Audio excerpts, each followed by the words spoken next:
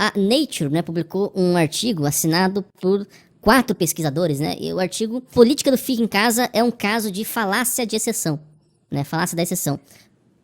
Não é o primeiro, nem o primeiro estudo que mostra isso, né? Já havia havido um estudo até financiado pela Universidade de Stanford em janeiro, que também tinha mostrado que as medidas de lockdown não surtiam efeito.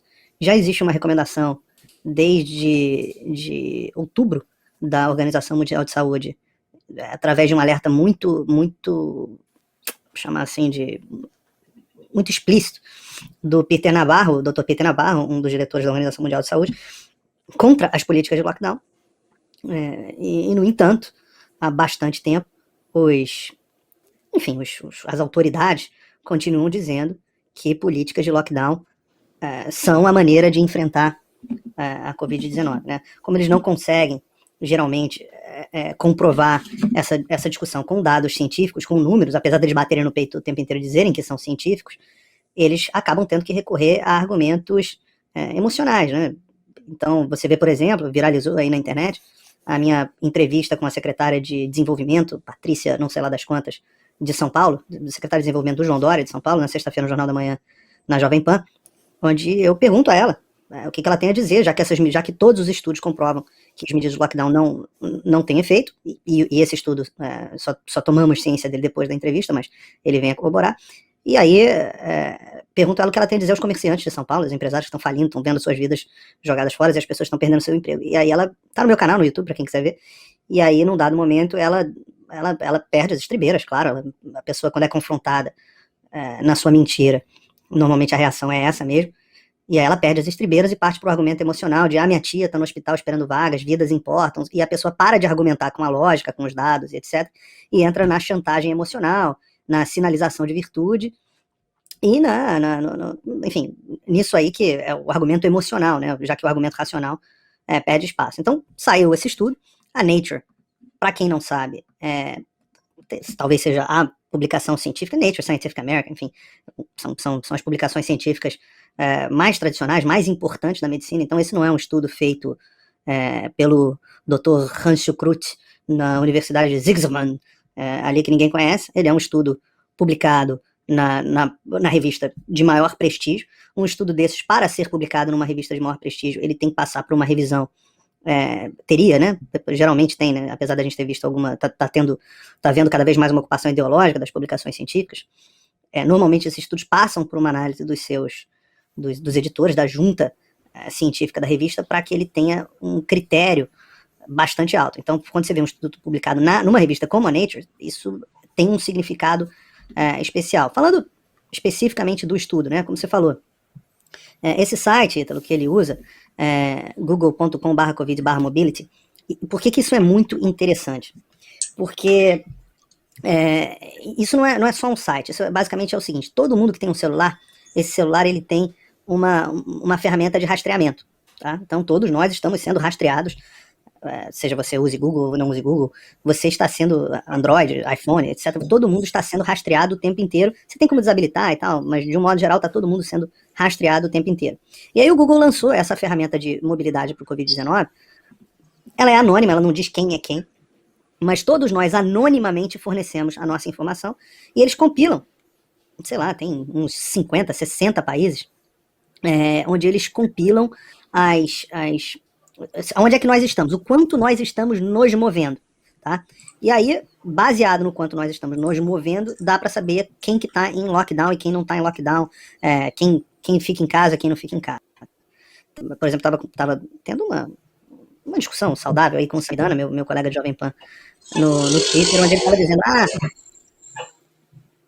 estava dizendo, não dá para você fazer estudo comparando bases de dados diferentes, etc. Sami, só para você saber, sim, tem bases de dados diferentes, mas a principal base de dados que eles utilizam no estudo é essa do Google. Então, eu achei bastante, é um estudo ecológico, não é um estudo randomizado controlado, até porque não poderia ser nesse caso, porque você não tem como formar um grupo de controle razoável, mas ele analisa basicamente governos e locais onde você tem a mobilidade mais baixa, e analisa locais onde você tem a mobilidade mais alta. E aí ele cruza, e basicamente vê o que a gente já vinha dizendo, né?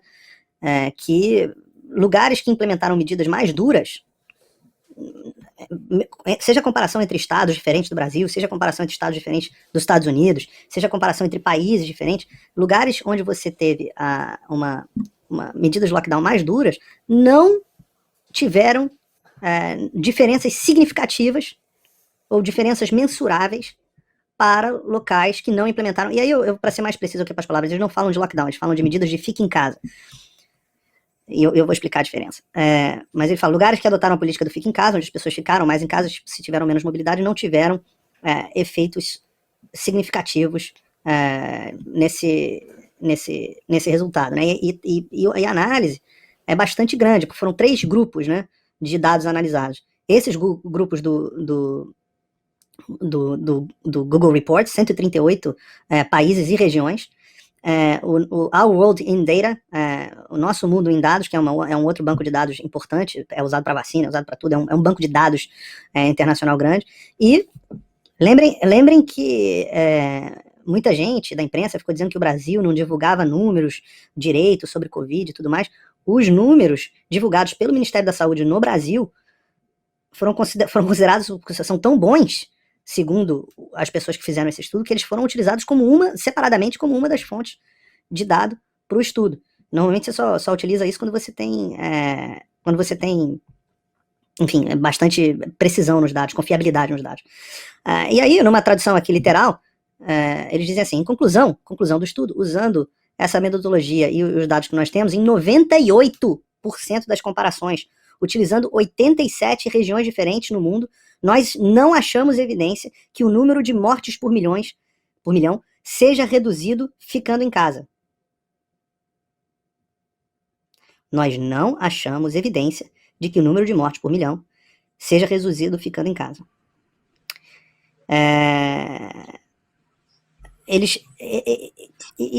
Enfim, vou falar rapidamente sobre a diferença entre lockdown e medidas de fica em casa. A diferença é a seguinte.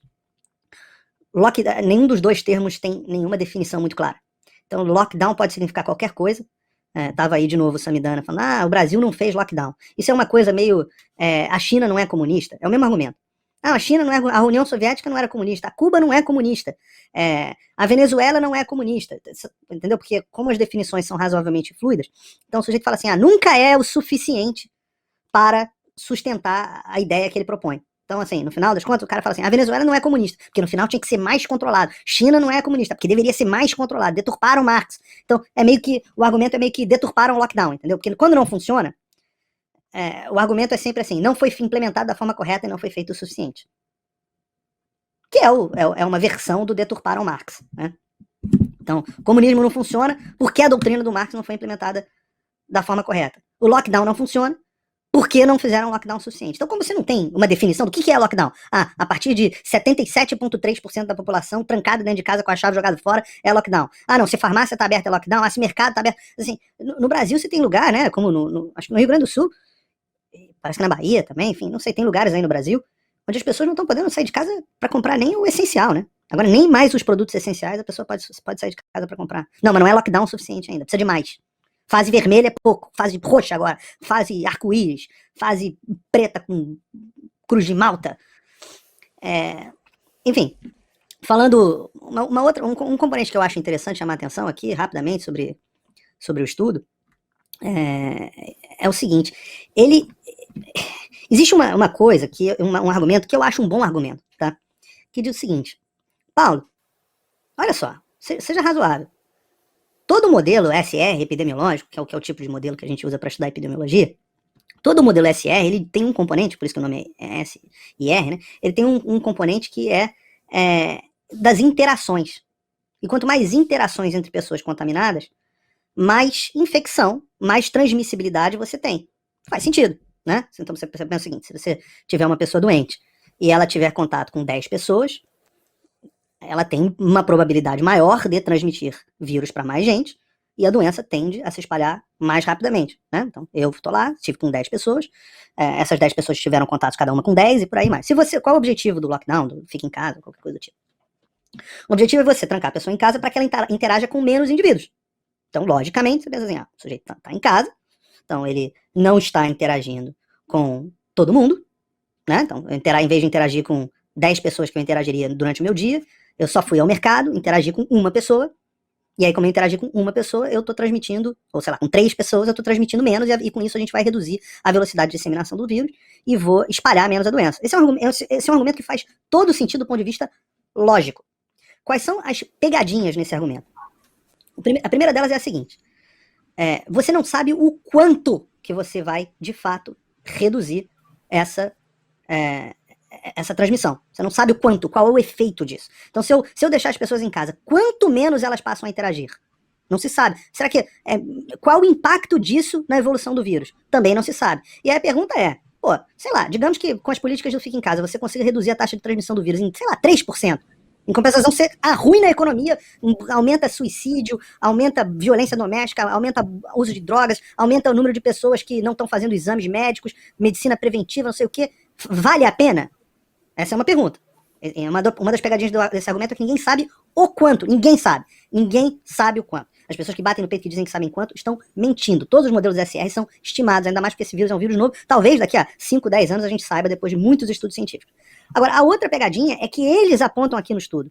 Tá? E eles falam assim, o nosso estudo não foi desenhado para explicar por que as medidas do Fica em Casa não contêm o avanço, né, a disseminação do vírus SARS-CoV-2, né, que é a doença Covid-19.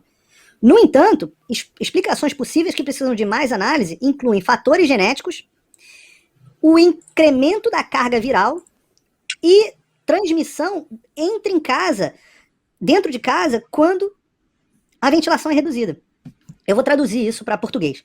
Basicamente, o que o estudo está dizendo é o seguinte, a gente não sabe por quê que não faz diferença se as pessoas ficarem em casa, mas pode ser que as pessoas ficando em casa, elas passem mais tempo de contato uma com as outras, e isso é um fator que faz diferença, elas passem mais tempo, e com isso elas têm uma carga viral maior sendo transmitida para a outra pessoa.